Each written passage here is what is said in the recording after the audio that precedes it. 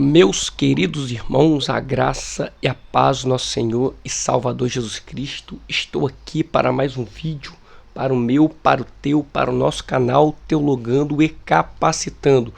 E no vídeo de hoje nós vamos direto ao ponto, vamos falar do grande erro do hipercalvinismo a respeito da expiação limitada. Só que antes de entrar no conteúdo desse vídeo, eu quero fazer um convite. Você que ainda não se inscreveu em nosso canal Teologando e Capacitando, eu quero te convidar a se inscrever. Faça parte dessa comunidade de apaixonados pela palavra de Deus. Também ative o sininho das notificações para você ficar informado toda vez que eu subir um vídeo novo para o canal. Não esqueça de deixar aquele like, pois o like ajuda muito o YouTube a reconhecer a relevância do conteúdo postado e assim divulgar com mais pessoas. E também compartilhe os nossos vídeos aí nas suas redes sociais, WhatsApp, Facebook, Instagram. Joga aí no grupo de WhatsApp da tua igreja. Eu sei que tua igreja tem grupo de obreiros, de membros, de líderes, né? A minha igreja tem, a sua também tem, com certeza. Fazendo assim, você irá ajudar alguém em sua caminhada cristã e também ajudar o canal a crescer. Pois bem, vamos falar aqui de um assunto muito importante e delicado na parte soteriológica, que é a doutrina da salvação, que vai falar da extensão, podemos dizer, da expiação de Cristo.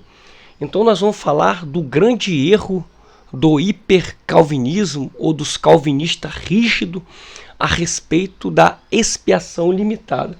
A primeira coisa que nós temos que entender aqui é o que é expiação. Basicamente falando, expiação é o pagamento por uma ofensa contra Deus. E o resultado da expiação é que o abismo que existia entre Deus e a humanidade, ela é eliminada através do sacrifício de Jesus Cristo.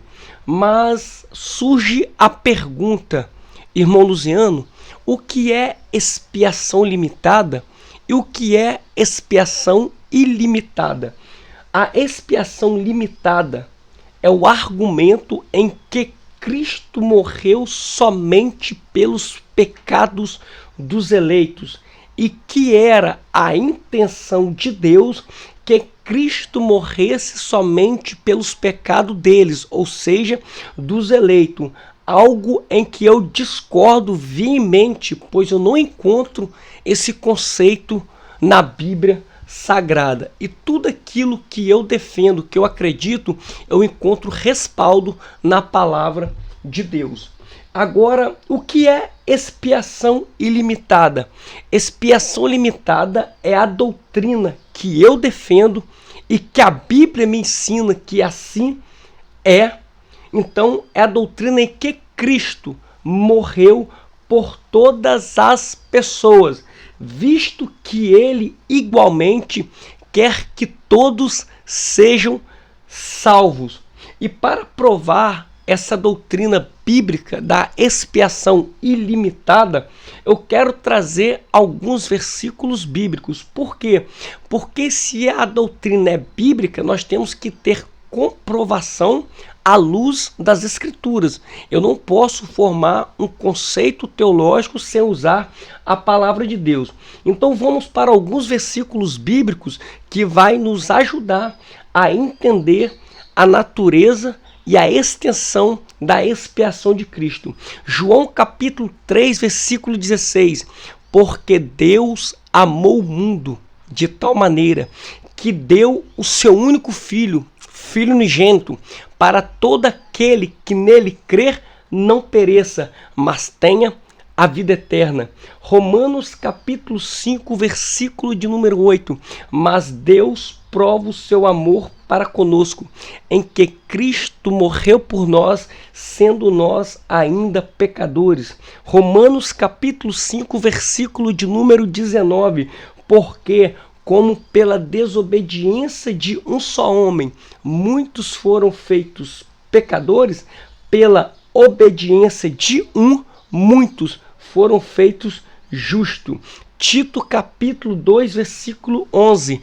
Porque a graça de Deus se há manifestado, trazendo salvação a todos os homens.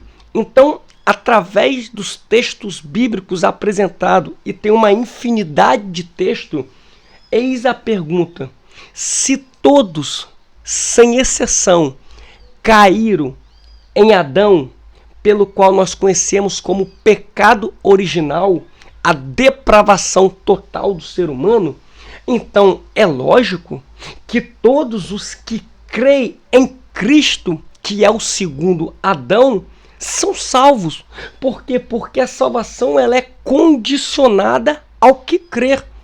A salvação ela não é incondicional, ela é condicionada ao que crer. E é isso que a Bíblia também ensina em João capítulo 3, versículo 36, que vai dizer: aquele que crer no Filho tem a vida eterna, mas aquele que não crer no Filho não verá a vida, mas a ira de Deus sobre ele permanece.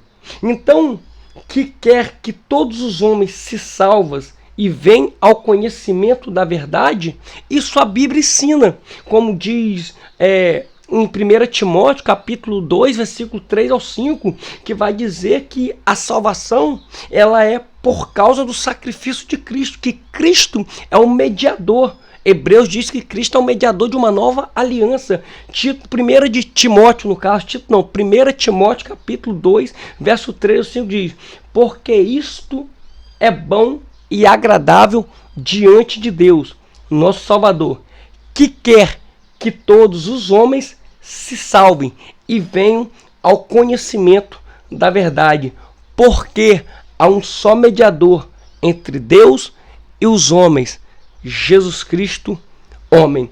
E se a eleição, agora vem um porém, se a eleição ela é incondicional e a expiação é limitada por causa do decreto de Deus, onde ele predestinou uns para a salvação e outros para a condenação, então o sacrifício de Cristo ele se torna secundário, ou seja, o sacrifício de Cristo só serve para cumprir tabela, porque primeiro é o decreto de Deus, depois o sacrifício. E é por isso que para quem defende a teoria da expiação limitada, que para mim é um grande erro teológico, vai dizer que a expiação não é para todos, mas somente para os eleitos.